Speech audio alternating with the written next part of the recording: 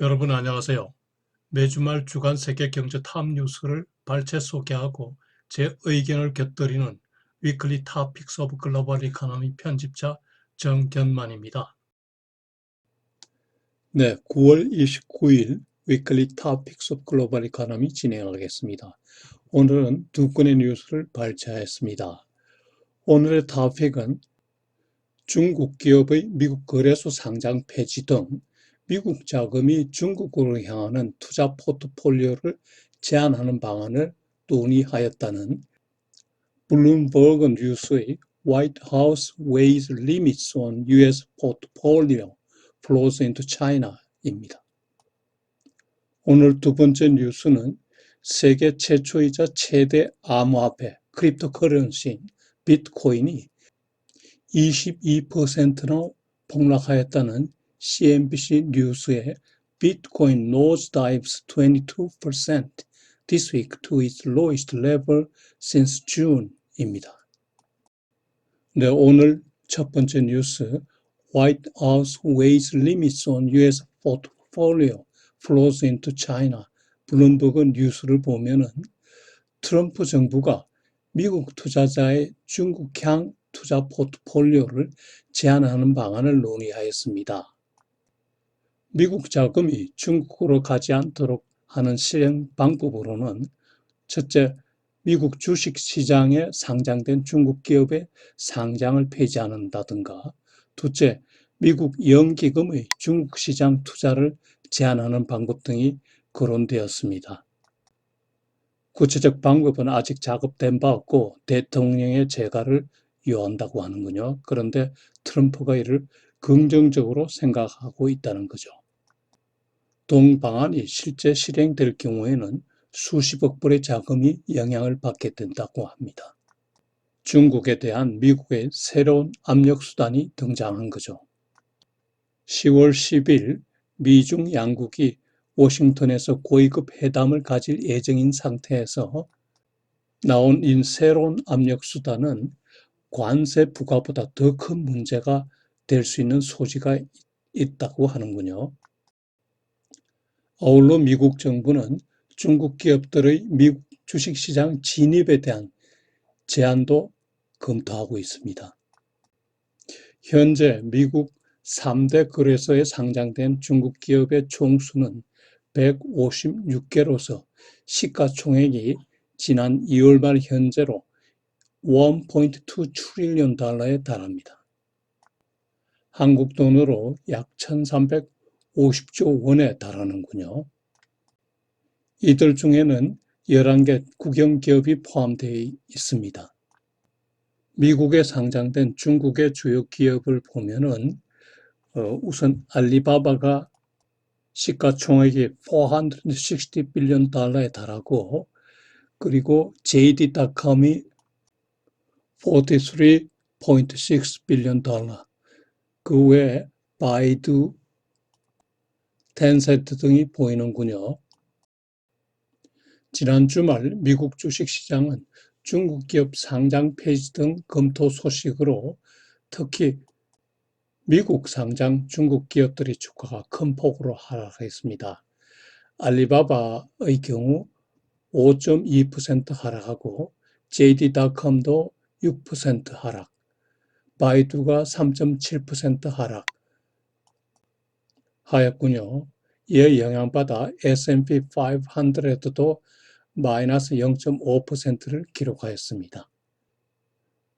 백악관은 지난 여름 이러한 미국 자금의 중국 투자 제한에 관한 방안에 대한 입법도 검토를 했었다고 하는군요.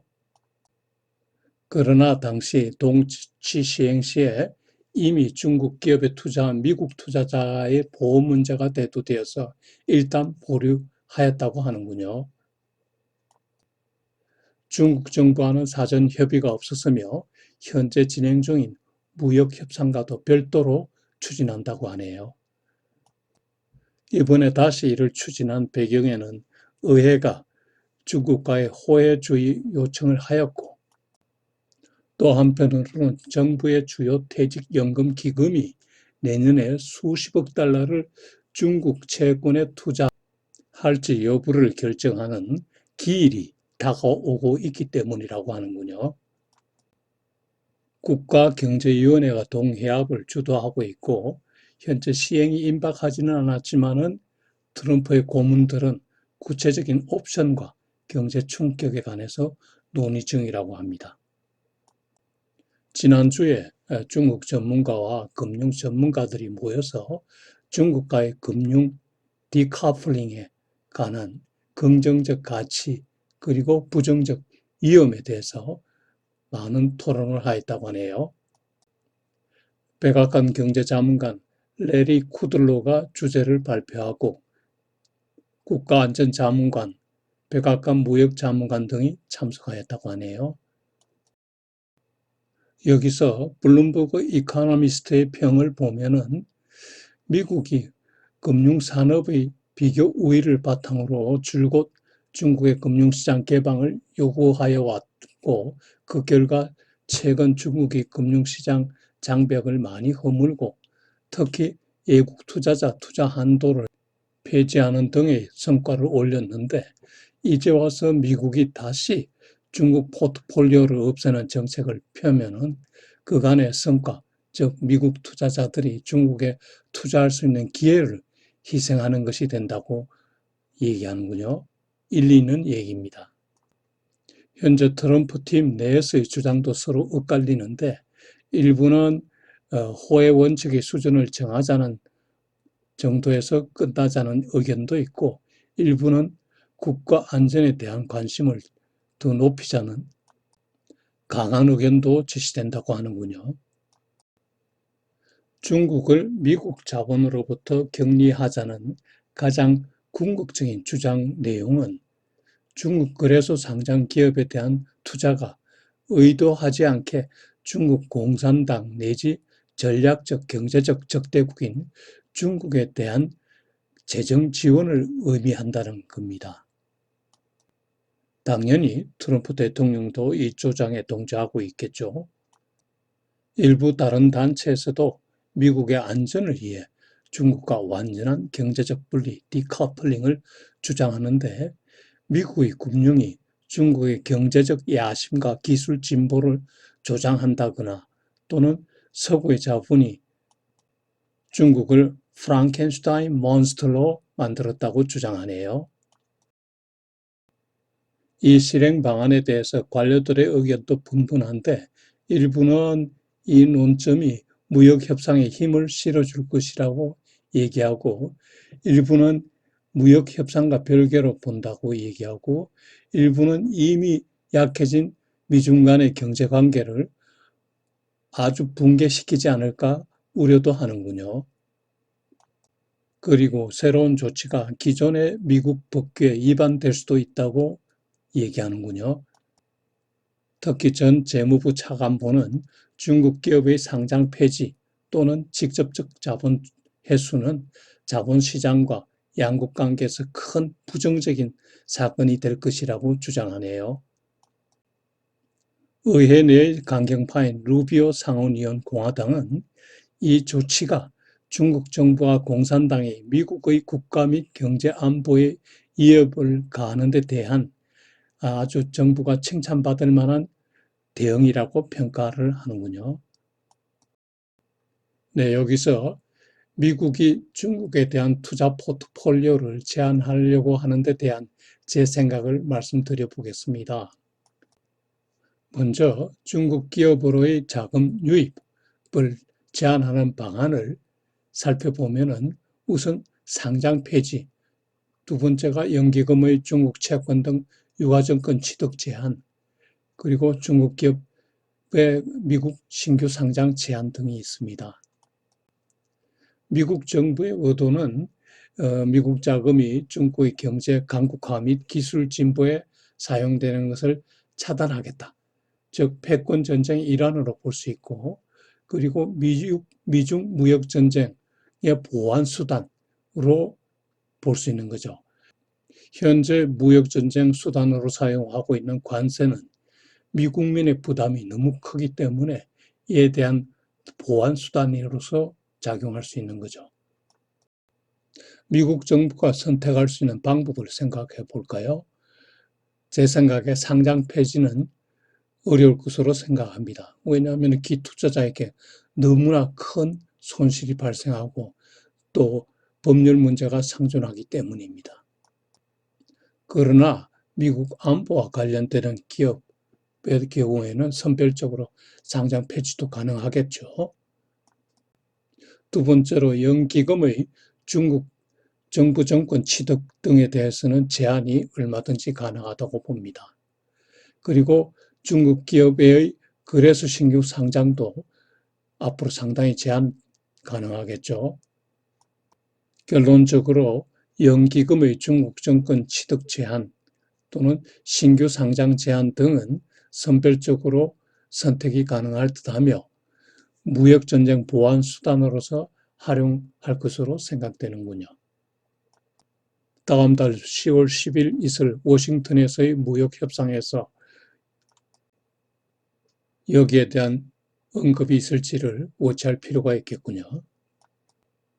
하지만 미국이 그동안 금융산업 비교 우위를 바탕으로 중국 금융시장 개방을 강력히 요구한 점에 비추어서 중국으로의 자금 유출 억제는 양면성이 있다고 생각됩니다. 네, 오늘의 두 번째 뉴스, 비트코인 nosedives 22% this week to its lowest level since June입니다. 세계 최초이자 최대 암호화폐인 비트코인의 가격이 지난 7일간 22%나 폭락하였습니다. 지난 주말 가격이 7,757불로서 이는 지난 6월 이래 최저가입니다. 애널리스트들은 비트코인 선물 상품의 늑장 상장 그리고 기술적 요인이 매도 압력을 가중했다고 분석하는군요. 암호화폐 시장의 특성상 가격 폭락 원인을 꼭 집어내기는 어려우나 기술적 요인과 심리적 요인이 복합적으로 작용한 결과라고 하네요. 한편 지난주에는 여타 암호화폐 가격도 폭락하였는데요. 에더의 경우 마이너스 24%, XRP의 경우 마이너스 19% 하락하였군요. 비트코인의 가격 추이를 보면은 지난 2017년 12월에 약 2만 불까지 속등하였었죠. 그 후 속락을 거듭하여 작년 말까지 70%나 폭락하였죠. 올 연초부터 반등을 시작하였는데 특히 지난 7월에 페이스북이 리브라를 발표한 후에 8월까지는 급등하였죠. 이후 소강 상태를 계속하다가 지난주에 폭락한 거죠. 비트코인에 관해서는 제가 2017년 중후반부터 여러 번 말씀드렸습니다만은 다시 한 번 더 제 생각을 말씀드리면은 암호화폐는 화폐의 재기능, 가치 흑도 기능, 교환 지불 기능, 가치 저장 수단으로서의 기능이 미흡하기 때문에 강제 통용력이 있는 일반 버퍼와는 분명히 다른 거죠. 따라서 크립토커런시, 암호화폐에 대한 투자는 위험하다는 생각을 갖고 있습니다.